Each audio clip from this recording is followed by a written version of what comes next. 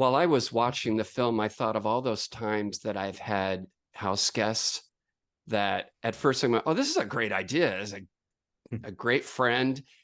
And then they move in and all you can think about is how can I get them to leave? Yeah, no, it's that what about Bob thing. It's always a fun it's a fun concept to explore. And so we imagined, I guess during it was the early days of COVID and Joseph and I were holed up and we were thinking about all of these wealthy people in New York City who were fleeing to the Hamptons or upstate New York and they were bringing all of their staffs, their domestic help with them and we started riffing on the idea of what would happen if the staff were like, you know what, fuck this. Like, we don't want to sleep in the staff room. We want to be upstairs with you in a beautiful guest bedroom and just taking these little liberties. And there was so much comic potential that we saw in that. And we just would sit there in front of our computers, cracking up and kind of riffing on that concept.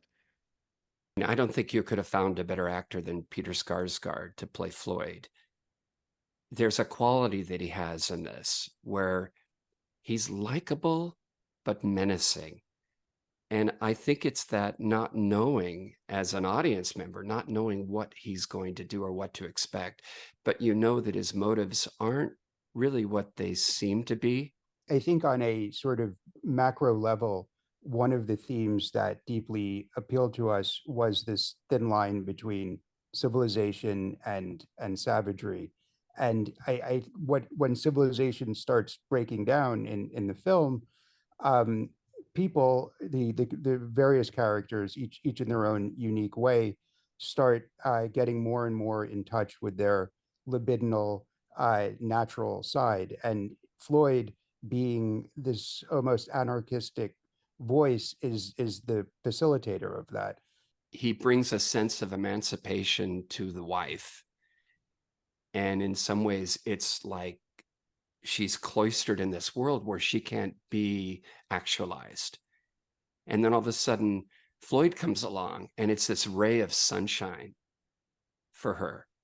And she starts to bloom.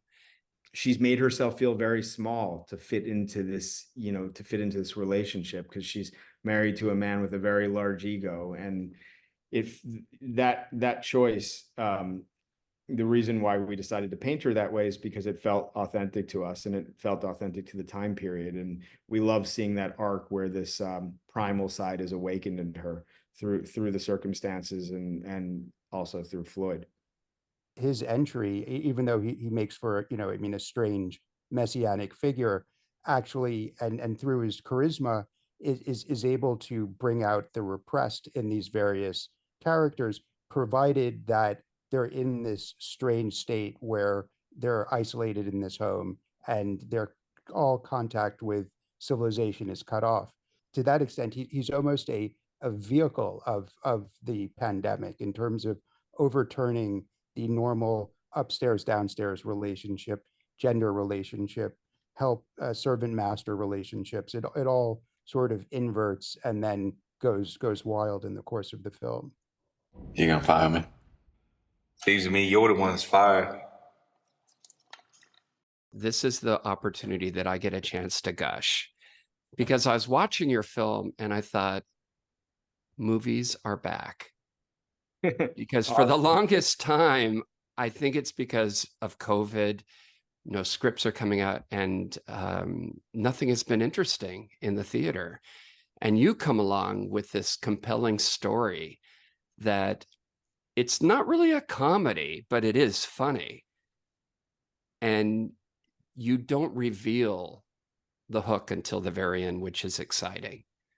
Tell me about the process for you. How did you find this story? I think we found it by really just the marriage of two demented minds together during lockdown and trying to stay sane. How do you keep going and see the project through from start to completion?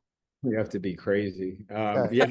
and, that's the answer, you know. No, it really is. I mean, anytime a film gets made, it's a miracle. To bring all of these elements together, from financing to cast to the producers to your crew, it's really a miracle when these film gets made. And you have to have thick skin, and you have to hit the pavement, and you have to hit it hard, and you have to be able to really be mindful of your vision, because there's so many different things that come into play that are tearing away at your vision, and it's easy to forget what you're doing and just like focus on all of the bullshit, like whatever sort of issues there are going on set, or whether you're going over budget, or whatever those issues are that come up.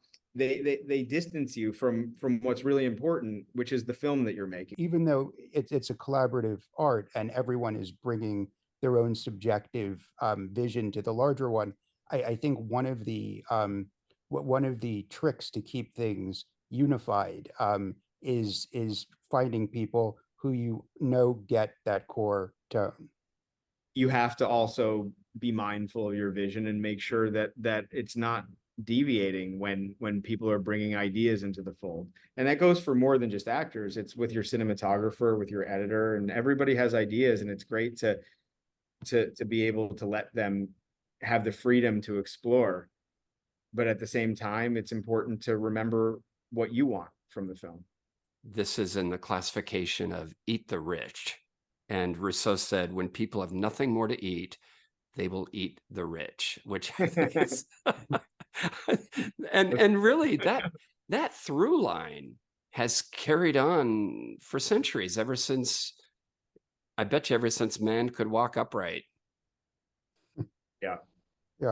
Well, I mean, Rousseau, being sort of the proto-socialist is, I mean, for him, man is born free and is everywhere in chains. So I think and for a lot of people, there's almost a ethical obligation to eat the rich. But I think a lot of it, though, is just the inherent comedy of, I mean, from the bourgeois drawing room, comedy onwards, it's like there's something inherently funny about people so set in their proprieties and sense of status that is begging to be undermined by the events of the story or another character, that there's just something natively comedic in the situation of the rich falling, of a high person going to low, and also something tragic in the same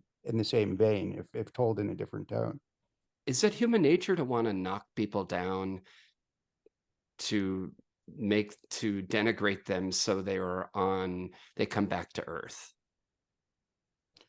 Unfortunately, I do think it is human nature, but I think what can elevate art from natural impulses is, the moral quandaries involved in that joy of watching people fall, even if it's just somebody slipping over a banana peel. Like that's, that will always be funny. But yet the person, may have broken their leg or so. But there's something naturally at times disturbingly funny in that. But I think, to raise it to something that's compelling is the challenge of the storyteller. Looking at this film and your collaboration, what are 3 things that you learned about the process, and more importantly, about yourself?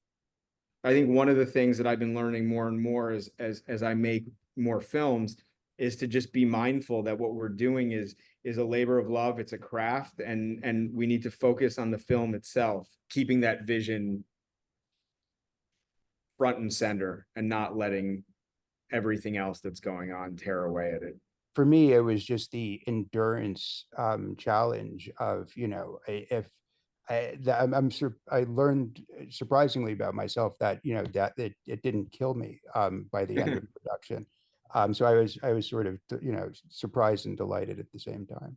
You've obviously screened it for audiences, correct? Yeah, it premiered at the Venice Film Festival in September, and we played a number of festivals around the world this year. Do you pinch yourself and go, oh my God, it's so good? It's actually invigorating to watch it with audiences every time we do. You know, sometimes like when we're at a festival, we'll just show up for the Q&A or, you know, or for the intro, and then we won't sit through it because it gives us a bit of anxiety having been so close to it for so long and having seen it literally hundreds of times. But it's always cool when we do sit through it with audiences to see their reactions, and when we hear laughs and when we can feel people connecting with it, it's really special. And it reminds you why you do it in the first place, because it's not for anything else than, you know, that you want to have your work connect with people. How do you deal with criticism? For a movie like this, which you know, I mean, a lot of its humor is in pointing out the hypocrisy of certain aspects of the media. It actually, you know, reading some of it is sort of revealing in terms of what they object to, or, you know, what they very much like. So it's almost if you read criticism with an anthropological curiosity, I think it's healthy. Excellent job, gentlemen. Do you have any closing thoughts about COUP? Well, it's in theaters this Friday, August 2nd. So anyone who's listening or watching, we hope you come out and see the film. And it's getting released pretty wide, so it should be in a theater near you. And it's best enjoyed in a theater, the comedy of it. So with other people in front of a big screen. So Yeah, try to watch it on the big screen. I would think. Well, gentlemen, thank you so much, and continued success with your projects. And I look forward to seeing more of your work. Cool. Thanks for having us. No,